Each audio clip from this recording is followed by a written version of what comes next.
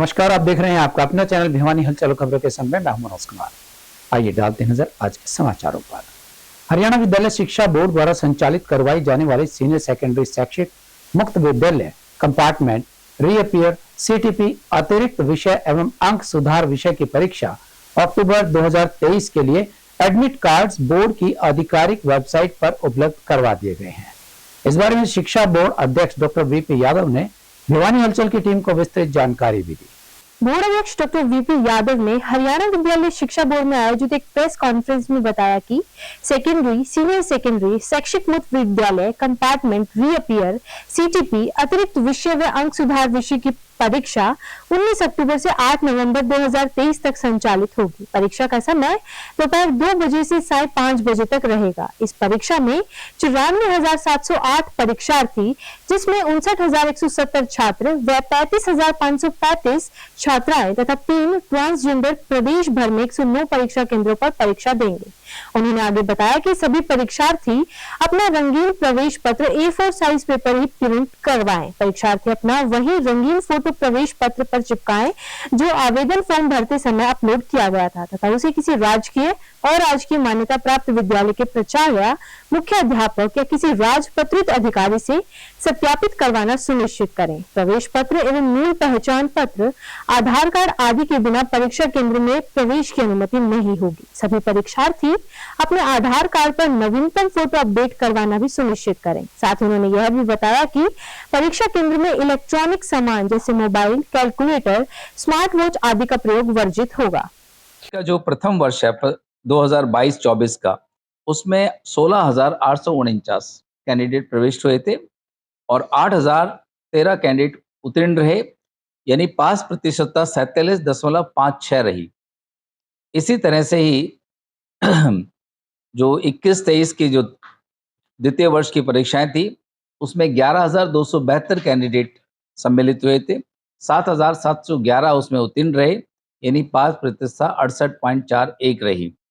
तो इस तरह से ही जो प्रथम वर्ष था रीअपियर 21 और 23 वाले, उसमें 2,816 कैंडिडेट थे, 1,622 उत्तीर्ण रहे, उसकी पास प्रतिशत 57.60 रही। तो इस तरह से बीएड का भी रिजल्ट आज हमने लाइव कर दिया है और कैंडिडेट दोबारा आवेदन इसके लिए कर सकते हैं। इसका शुल्क 800 रुपये रहेगा और एक से अधिक विषयों में रीअपियर है तो परीक्षा शुल्क प्रति वर्ष 200 रुपये रहेगा। तो इस तरह से इसका भी हमने जो है रिजल्ट लाइव कर दिया। तो कि पहले दिन ही मात्र 2 सेंटर से पेपर लीक हुआ था, उसके बाद तुरंत हमने कार्रवाई की और उसके बाद कोई प्रश्न पत्र प्रदेश में उसके बाद लीक नहीं हुआ। तो इस तरह से ये 100% मैं कह सकता हूँ प्रभावी रहा और आगे भी कोई संभावना नहीं है कि क्वेश्चन पेपर बाहर आ जाए। ये तो मैं कहूँगा मीडिया का ही कहना है कि इस बार पता ही नहीं लगा कि परीक्षाएं हो रही हैं। तो इसकी कितना प्रभावशाली ये रहा है, मीडिया इसको खुद जानती है। जो जमावड़ा नकल करवाने के लिए था वो तो पूरी तरह से गायब हो चुका है। हाँ, कुछ अभिभावक जो अपने बच्चों को परीक्षाएं दिलवाने आते हैं, वो बेशक परीक्षा केंद्र के बाहर बैठे हैं, लेकिन किसी तरह का हस्तक्षेप उनके द्वारा नहीं होता है। वो शांतिपूर्वक ढंग से बाहर परीक्षा केंद्र के बैठते हैं, अपने बच्चों की परीक्षाओं का संपन्न होने का इंतजार करते हैं और फिर लेकर चले जाते हैं। और खास तौर पे ग्रामीण क्षेत्र में जहाँ बेटियां परीक्षा देने आती हैं, तो वहां पर तो जितने भी अभिभावक हैं वो साथ में आते ही आते हैं। पहले जो है पंचायतों का काम हमेशा सराहनीय रहा है और जहाँ जहाँ पर खास तौर पे ग्रामीण क्षेत्र में जहाँ पंचायतें इसको रोकने में मदद करती थी, उनको इस सम्मानित करने का कार्य किया जा रहा था। लेकिन टेक्नोलॉजी का उपयोग करते हुए, कुछ एक एहतियात बरतते हुए हमने अब यही सोचा है कि अब कोई भी परीक्षा केंद्र के आसपास नहीं रहेगा, क्योंकि कई बार पंचायतों का ही जो हवाला देकर इधर उधर लोग सेंटर में घुस जाते हैं और अनियमितता फैलाने की वो कोशिश करते हैं। तो जहाँ पंचायतों ने अच्छा काम किया, सराहनीय काम किया है, उनको हम सम्मानित भी करेंगे। भिवानी की बेटी डॉक्टर विभा भारद्वाज ने अपनी प्रतिभा का लोहा एक नहीं अनेक देशों में मनवाया है। प्रसिद्ध व्यवसायी एवं समाज सेवी वेद प्रकाश पुजारी की बेटी डॉक्टर विभा ने वैश्विक पर्यावरण संबंधित विषय पर पत्रकारों को विस्तृत रूप से अपने कार्य क्षेत्र के बारे में बताया। डॉक्टर विभा ने अपनी रिसर्च के बारे में अनेकों पुरस्कार प्राप्त किए हैं और अनेक देशों में उच्च पदों पर कार्य भी किया है।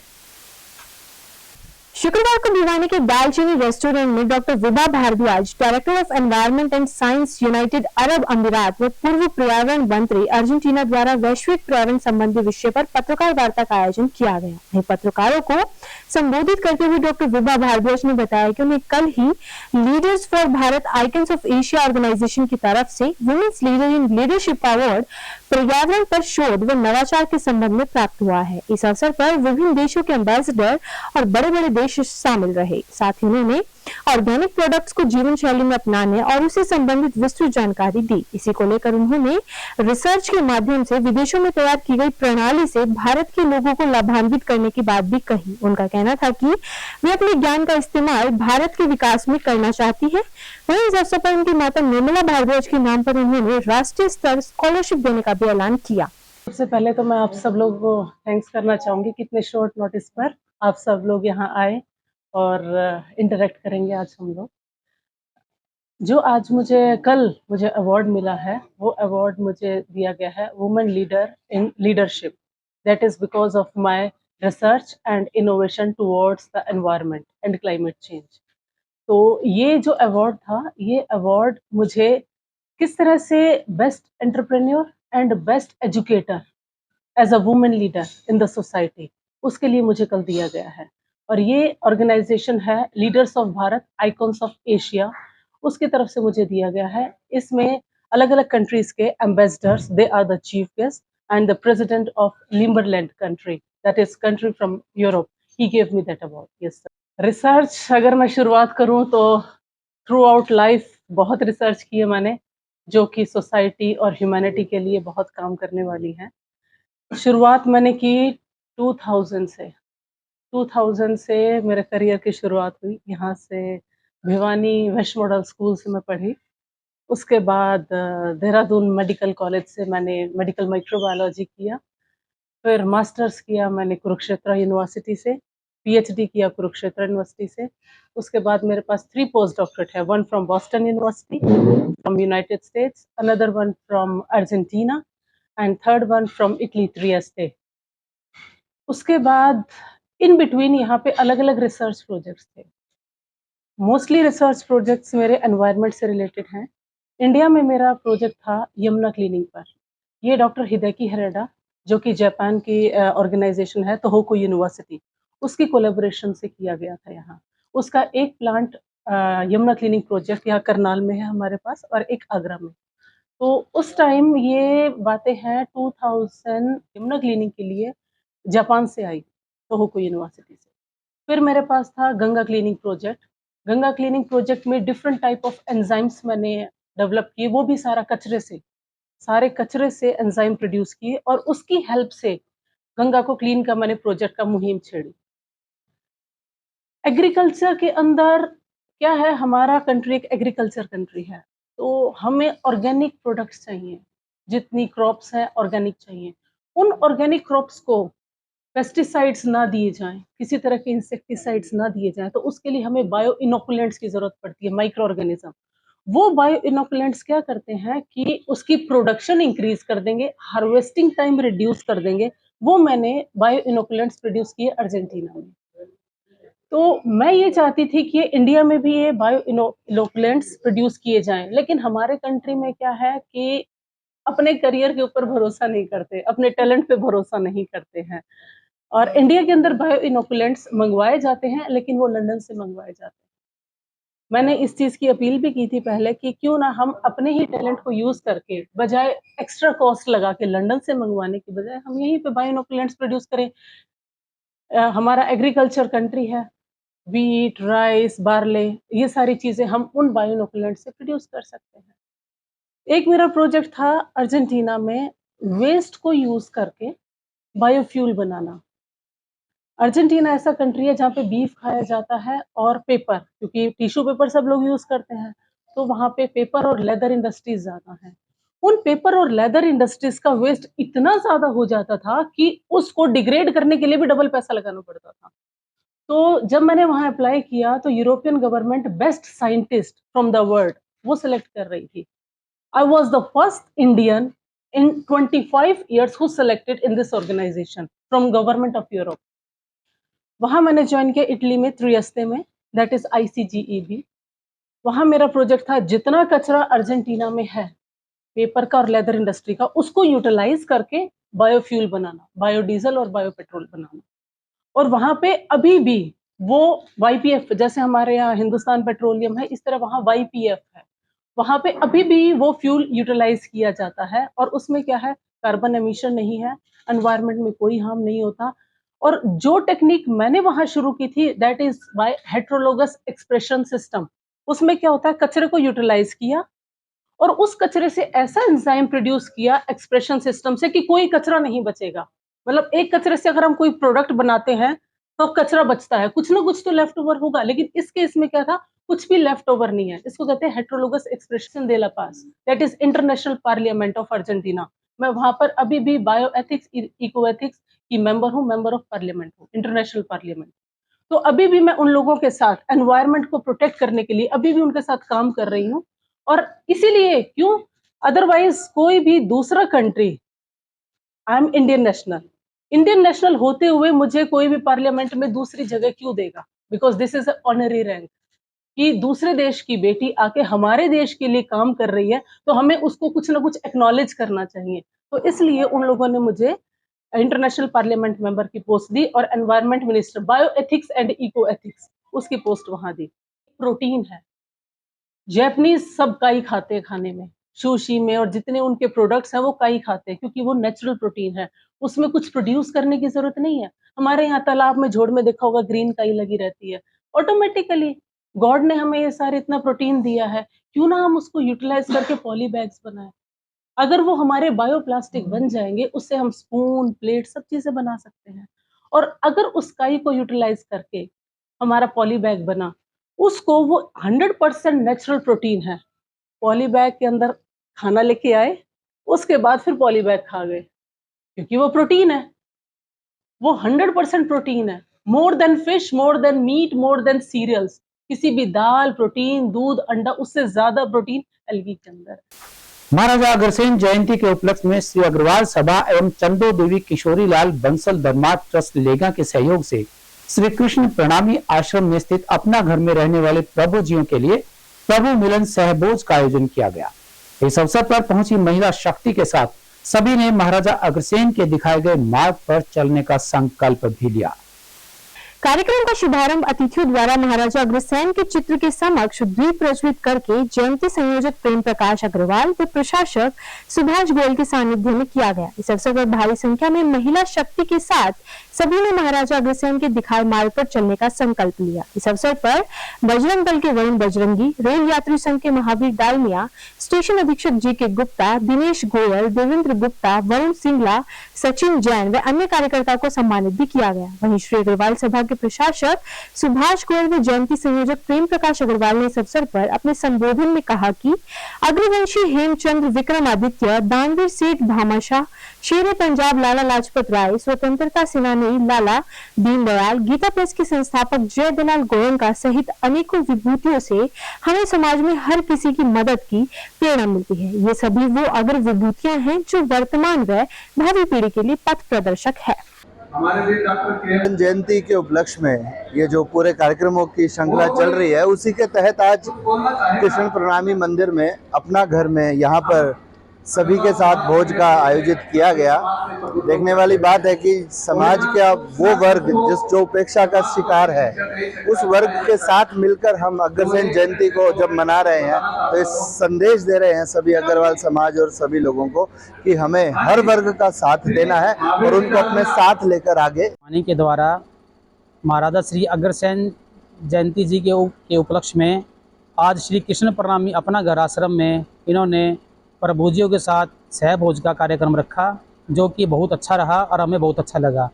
हम शहर की और भी जो भी सामाजिक संस्थाएं हैं उनसे ये अनुरोध करते हैं कि वो भी ऐसे समय समय पर अपने यहाँ पर श्री कृष्ण प्रणामी अपना घर आश्रम में सहभोज का आयोजन करें ताकि उनको प्रभुजियों को भी अपनेपन का एहसास हो। देवसर धाम के पवित्र मंदिर को प्रशासन द्वारा अधिकृत करना एक राजनीतिक षड्यंत्र नजर आ रहा है और यह धर्म विरोधी असहनीय फैसला है।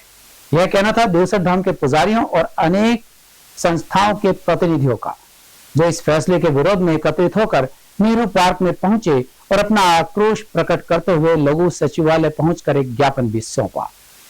शुक्रवार को दुर्गा मंदिर देवसर धाम के पुजारी गणों सहित विभिन्न सामाजिक संगठनों ने देवसर धाम को प्रशासन के कब्जे के षड्यंत्र में आने से रोकने के लिए स्वामी नेहरू पार्क से लेकर लघु सचिवालय तक जमकर प्रदर्शन किया और अपनी मांगों को लेकर जिला उपायुक्त के माध्यम से मुख्यमंत्री के नाम ज्ञापन भी सौंपा। वहीं इस अवसर पर पुजारियों का कहना था कि राजनीतिक षड्यंत्र के कारण गत दिनों देवसर धाम को सरकार ने अधिकृत कर लिया है, जो कि असहनीय है। उनका कहना था कि यह हिंदू विरोधी फैसला एसडीएम दीपक बाबूलाल करवा ने किया है, जिसे हम सहन नहीं करेंगे। और इसी तानाशाही फैसले का जवाब देने के लिए आज सभी पुजारीगण एकत्रित हुए और जमकर रोष प्रदर्शन किया। मैं प्रदीप बंसल, जिला अध्यक्ष विश्व हिंदू परिषद भिवानी।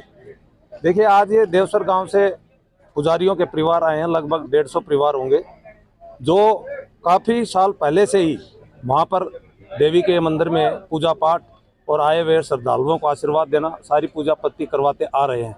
लेकिन अभी 2-3 दिन पहले एसडीएम साहब की कोर्ट ने कोई फैसला दिया है कि वहाँ पे तहसीलदार साहब को रिसीवर नियुक्त कर दिया है। विश्व हिंदू परिषद संगठन इसके सख्त खिलाफ है और इसके खिलाफ आवाज़ उठाएगा, ऊपर तक आवाज़ पहुँचाएगा। हम इसके बिल्कुल भी हक में नहीं है कि किसी धार्मिक स्थल पे रिसीवर बैठाया जाए, क्योंकि सरकार जब हिंदुओं के धार्मिक स्थलों पे रिसीवर बैठाती है, आपने कभी सुना है किसी मस्जिद पे, किसी चर्च पे कोई रिसीवर बैठा हो? आप पूरे देश की घटना उठा लीजिए, एक भी घटना बता दीजिए अगर ऐसी हो तो। इसलिए हम इसका घोर विरोध करते हैं कि हिंदुओं के सनातन के जो धर्म तीर्थ स्थल हैं उन पर ये रिसीवर बैठाना सरासर गलत है। ये 150 परिवारों का क्या होगा? अगर किसी को कुछ इसमें गलत लगा तो कम से कम, अभी नवरात्रे परसों से शुरू हो रहे हैं, 6 महीने में एक बार नवरात्रे आते हैं, यहाँ पे पूरे देश से श्रद्धालु आते हैं, उनके लिए अव्यवस्था बनेगी। कम से कम सरकार को इतना तो करना चाहिए था कि नवरात्रों तक जैसी व्यवस्था पहले बनी हुई थी वैसी व्यवस्था कायम रखनी चाहिए थी। नवरात्रों के बाद गांव के अंदर एक सामूहिक पूरे गांव की मीटिंग, बैठक बुला के, ग्राम सभा बुला करके, नजदीक के गांव के मौजूद आदमियों को बुला करके विश्व हिंदू परिषद जैसे जो धार्मिक संगठन है हिंदुओं के लिए, उनको इसमें शामिल कर करके कोई अगर त्रुटि थी तो उसको दूर करने का प्रयास करना चाहिए था। ये रिसीवर बैठा के नवरात्रों के टाइम में ये सरासर गलत किया है। संगठन इसका पुरजोर विरोध करेगा। हम पुजारियों के साथ जहाँ तक ये जाएंगे, जहाँ तक इनकी आवाज़ पहुँचानी होगी पहुँचाएंगे, और भविष्य में अगर हुआ तो हम जो पहाड़ी माता मंदिर पे भी रिसीवर नियुक्त कर रखा है उसको भी हटाने का काम करेंगे, सरकार से मांग करेंगे। जय श्री। जब ये हुई थी, जब वो विवाद मिट गया था, आज किसी भाई ने भी माई रानी के ऊपर ऑब्जेक्शन उठा के और एसडीएम साहब के पास पेश किया है कोई भी चीज, अरे माँ भवानी है, ये सबका भला करती है, उसी पे कोई किचड़ उछालता है तो शर्म की बात है, मरण की बात है। आज पूरा देवसर धाम नहीं, पूरे चौगुर्दे के जितने भी आदमी हैं, श्रद्धालु है, बम्बई, कलकत्ता, मद्रास, अहमदाबाद, सूरत, वहां से दर्शन करने के लिए आते इस माई रानी के। और आज उस माई रानी पे वो उनको ये नहीं सोचते कि मैं मेरे 7 पीढ़ियों का विचार करने के लिए जो विषय था वो माता देवसर मंदिर का था। देवसर माता मंदिर एक धार्मिक आस्था का केंद्र है, जो कि पूरे भारतवर्ष से लोग यहाँ माथा टेकने के लिए आते हैं। मैं इसके बारे में विशेष रूप से एक ही बात बताना चाहता हूँ कि यहाँ पर जो पुजारी माता की सेवा करते थे वही उसकी देखरेख करते थे, कुछ हिस्सा उसका चढ़ावा का उनको मिलता था। लेकिन मैं ये कहना चाहता हूँ, अगर सरकार और प्रशासन गांव का उद्धार करना चाहती तो सरकार की तरफ से कराए, न कि किसी धार्मिक संस्था का आड़ लेकर। तो धार्मिक संस्था का जो पैसा है वो धार्मिक संस्था के अंदर ही लगना चाहिए, हमारा ये विचार है। और जो ये प्रशासन ने जो अब फैसला दिया है, मैं पूछना चाहता हूं कि 4 व्यक्तियों का कोई भी नाम हो, 4 जो अधिकारी हैं, उस चीज की कौन गारंटी लेगा भाई वो चारों ईमानदारी से काम करेंगे? तो जब अपना सामाजिक ताना बाना है, पंचायत है, और पंचायत भी, अगर मैं तो एक बात और कहना चाहता हूं कि समिति है वहां पर, और वो पुजारियों की देखरेख में काम कर रही है तो वो वैसे ही करना चाहिए। ढंग से काम चल रहा था रहना। मैं तो ये कई बार सब जो आपस की रणनीति है ऐसे धार्मिक के ऊपर नहीं लागू करनी चाहिए। मामला ये है कि सरपंच के मन में लोभ आने का, सरपंच के मन में लोभ आया तो हमारे से पुजारी गणों से 51% की मांग की गई। 51% की उसकी मांग ना पूरी होने के कारण उसने षड्यंत्र रचा। ये मांग किसके द्वारा की गई सर? ये सरपंच ने खुद हमसे मौजूद मांगा और एसडीएम साहब ने भी इसमें लिख रखा है कि 51% मांगा। उसने भी इस फैसले में भी लिखित कर रखी है। मौजूदा सरपंच ने, क्या नाम है उनका? संजय सरपंच देवसरिया। तो अब क्या चाहते हैं सर?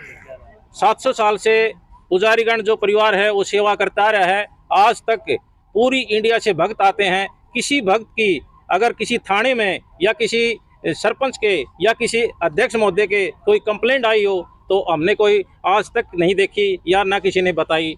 आज तक ऐसी व्यवस्था चल रही थी, लेकिन इस सरपंच ने अपना खुद अपना पर्सनल लोभ के कारण ये सारा षड्यंत्र रचा गया और ये कहता है कि मैं गांव में लगाऊंगा। जो भक्त आते हैं वो कहते हैं कि हम मंदिर में पैसा चढ़ाते हैं, मंदिर के लिए चढ़ाते हैं, न कि वो किसी अन्य जगह जाने के लिए चढ़ाते हैं। क्या मांग? हम पूछते हैं कि हमारा 150 घरों का परिवार है जो 700 साल से सेवा करता आ रहा था, वो हम मांग करते हैं प्रशासन से जैसे था वैसा रहने दे। ये हमारी प्रशासन से मांग है। षड्यंत्र रचा है, किस तरह रचा है?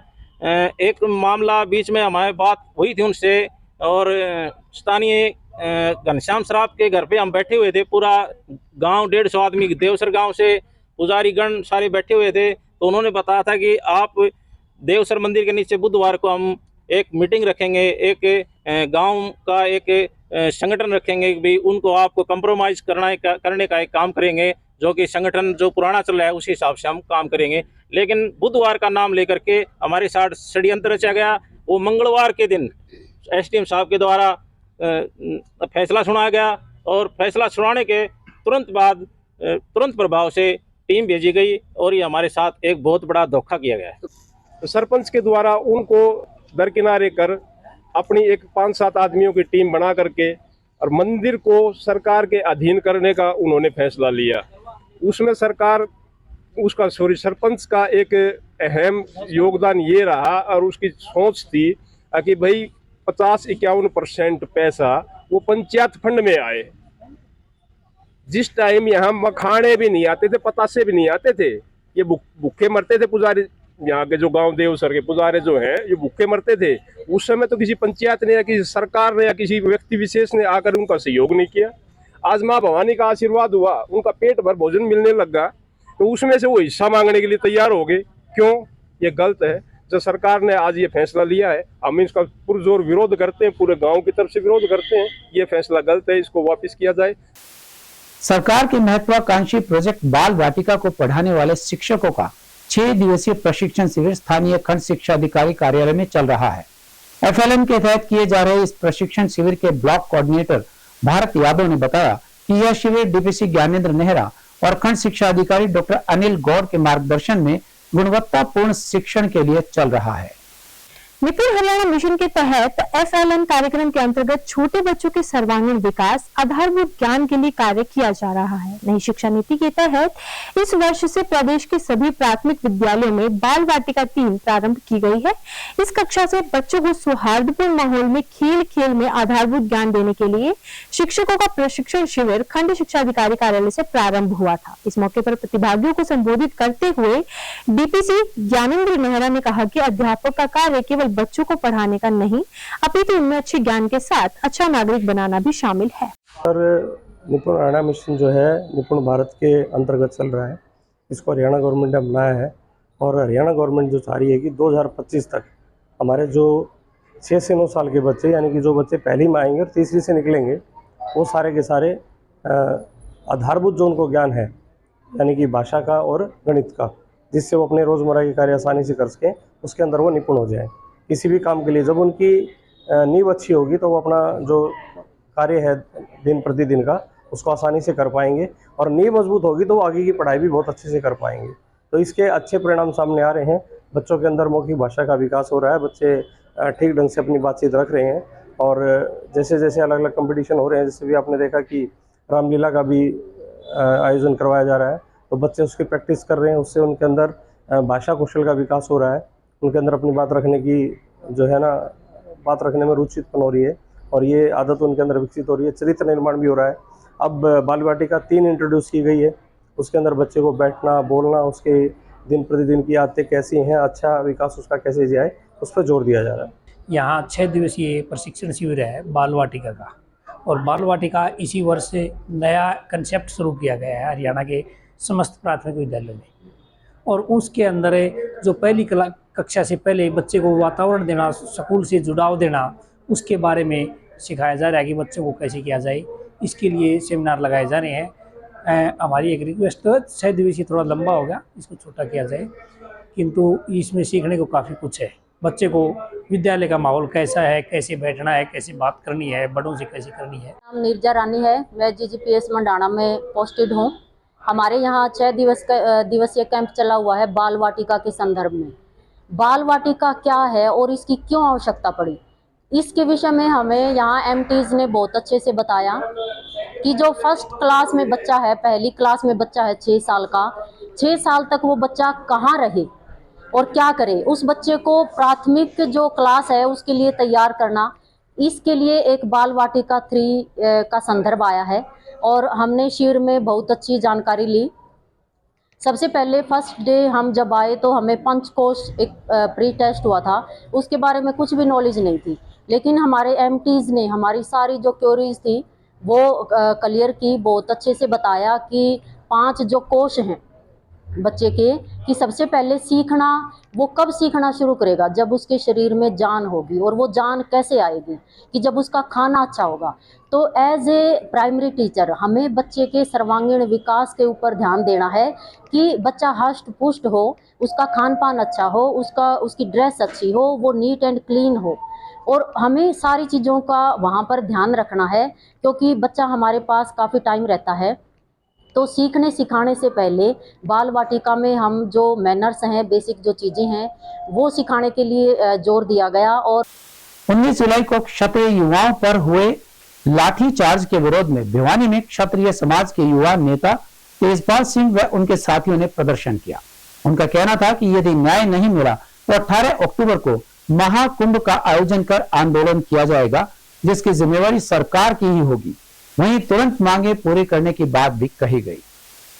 शुक्रवार को अपनी 13 सूत्रीय मांगों को लेकर क्षत्रिय समाज के लोग स्थानीय लघु सचिवालय युवा नेता तेजपाल सिंह के निर्देशन में एकत्रित हुए और अपनी मांगों का ज्ञापन जिला उपायुक्त को सौंपा। वहीं इस अवसर पर क्षत्रिय समाज के युवा नेता तेजपाल ने बताया कि 19 जुलाई को क्षत्रिय समाज के युवाओं पर हुए लाठीचार्ज के विरोध में 18 अक्टूबर को होने वाले महाकुंभ में अनेकों मांगों पर विस्तृत रूप से बातचीत की जाएगी, जिसमें कंवरपाल गुर्जर को बर्खास्त करने और क्षेत्रीय समाज की गरिमा को बनाए रखने सहित अनेक मांगों को समक्ष रखा जाएगा। वहीं उन्होंने सरकार को चेताते हुए कहा कि यदि जल्द उनकी मांगें नहीं मानी गई तो आने वाले समय में इसका हर्जाना सरकार को चुकाना पड़ेगा, जिसकी जिम्मेदारी प्रशासन की होगी। ज्ञापन दिया गया है ये 19 जुलाई को जो राजपूत समाज के युवाओं पे और बुजुर्गों पे लाठीचार्ज किया गया था, उससे संबंधित ज्ञापन है, उस आंदोलन से संबंधित ज्ञापन है जो 18 तारीख को 18 अक्टूबर को एक महाकुंभ होने जा रहा है क्षत्रिय समाज का, उससे संबंधित सारे पूरे हरियाणा में जितने भी राजपूत है उत्तर भारत के, वहाँ से हमने मांगों को इकट्ठा किया है, मांगे आई है।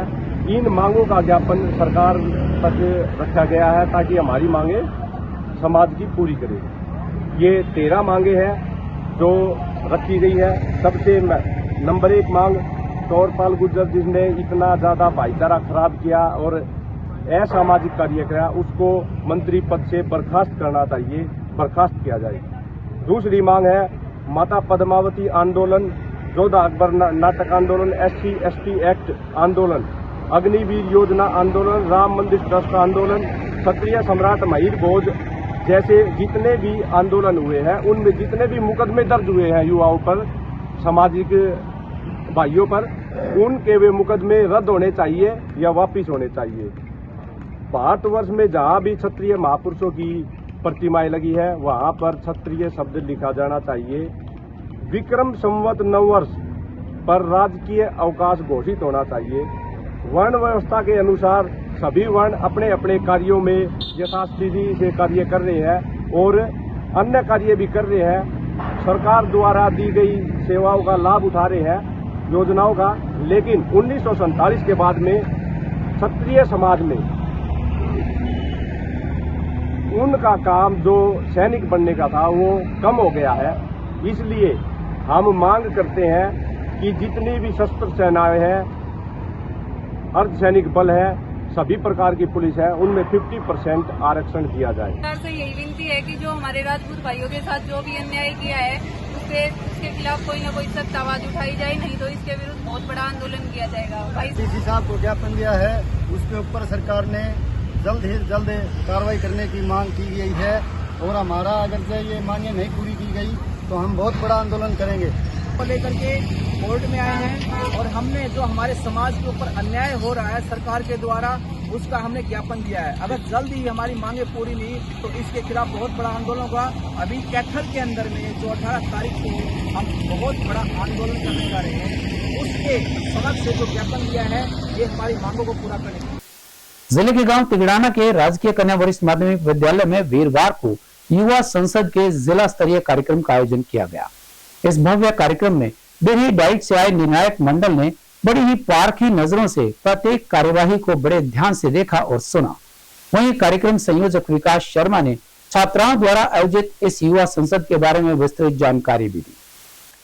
शुक्रवार को राजकीय कन्या वरिष्ठ माध्यमिक विद्यालय तिगड़ाना में युवा संसद प्रतियोगिता जिला स्तर का आयोजन किया गया। प्रतियोगिता के संयोजक विकास शर्मा एवं सह संयोजक अंजू शर्मा ने बताया कि विद्यार्थियों ने सत्ता पक्ष एवं विपक्ष की भूमिका को बखूबी निभाया। विपक्ष ने जहां आक्रामक रूप अपनाते हुए एक देश एक चुनाव, समान नागरिक संहिता, बढ़ती हुई महंगाई, महिलाओं पर हो रहे अत्याचारों जैसे मुद्दों पर सरकार को घेरने की कोशिश की, वहीं सत्ता पक्ष ने बचाव करते हुए अपनी योजनाओं का बखान किया। G20 जैसे सफल आयोजनों को अपनी महान उपलब्धि बताया। शून्यकाल के दौरान मणिपुर और मेवात जैसी घटनाओं पर विपक्ष ने सत्ता पक्ष को खरी खरी सुनाई, लेकिन सत्ता पक्ष ने बताया कि उसने इन पर उचित कार्रवाई की है। सभी का खून है शामिल यहाँ की मिट्टी में, सभी का खून है शामिल यहाँ की मिट्टी में, किसी के बाप का हिंदुस्तान थोड़ी है।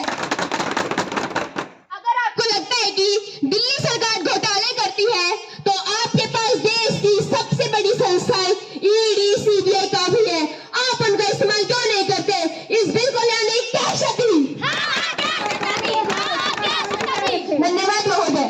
तिगड़ाना गर्ल्स स्कूल में युवा संसद प्रतियोगिता का जिला स्तर पर आयोजन किया गया। इसमें जहां विपक्ष ने ज्वलंत मुद्दों को उठाया, जिसमें कि एक देश एक चुनाव, समान नागरिक संहिता, महिलाओं पर बढ़ते अत्याचार और महंगाई प्रमुख मुद्दे थे। विपक्ष ने सत्ता पक्ष को घेरने की कोशिश करी, वहीं सत्ता पक्ष बचाव में आया और G20 और स्थानीय राधा स्वामी सत्संग भवन में गुरु परम संत ताराचंद महाराज के 99वें अवतरण दिवस पर होने वाले कार्यक्रम के लिए परम संत संत गुरु कंवर साहिब जी महाराज ने अपने शिष्यों को वचन फरमाए। उन्होंने कहा कि सेवा का कोई एक रूप नहीं होता, सेवा कार्य तन मन धन अनेकों रूपों से किया जा सकता है। इस अवसर पर होने वाले कार्यक्रम में जहां रक्तदान शिविर लगाया जाएगा, वहीं विशाल भंडारे का आयोजन भी किया जाएगा। सेवा ही भक्ति का मूल है, लेकिन सेवा का लाभ दो तरीके से मिलता है। एक संतों के दरबार की सेवा का फल बड़ा मीठा और कल्याणकारी होता है, वहीं दूसरा इस कार्य को करते करते आपको सतगुरु का सत्संग और दर्शन दोनों ही मिलेंगे। संतों के दरबार की सेवा मिल जाए तो भाग सराहो। सेवा आपको संभाव कराती है। सेवा से संतोष, धैर्य, प्रेम, दया जैसे गुण उपजते हैं। यह सत्संग वचन परम संत सदगुरु कंवर साहिब जी महाराज ने भिवानी के रोहतक रोड पर स्थित राधा स्वामी आश्रम में फरमाए। हुजूर महाराज अपने गुरु परम संत ताराचंद जी महाराज के 99वें अवतरण दिवस पर 14 अक्टूबर को होने वाले सत्संग की सेवा कार्यों के लिए उपस्थित सेवादारों को सत्संग फरमा रहे थे। कंवर साहिब ने फरमाया कि ताराचंद जी सेवा को सबसे बड़ी बताया करते थे, लेकिन सेवा केवल सतगुरु के दरबार की ही नहीं होती है और ना ही सेवा का कोई एक रूप है। सेवा तो तन मन धन से अनेक रूप से की जा सकती है। संतों और सत्संग से जिनको प्रेम है, सेवा भी वही कर सकता है। हुजूर महाराज जी ने फरमाया कि जैसे दवा दारू से हमारी शारीरिक व्याधियां ठीक हो जाती हैं, वैसे ही सतगुरु रूपी वैद्य नाम रूपी दवा लेने से हमारी आत्मिक व्याधियां मिट जाती हैं। वहीं सबसे पहले उन्होंने यह भी कहा कि भक्ति का यही सिद्धांत है कि पहले अपनी दृष्टि का दोष हटाओ, मन के दोष स्वतः हट जाएंगे। हमारे संग में बस इतना ही। अगले के लिए देखते रहेगा आपका अपना चैनल भिवानी हलचल।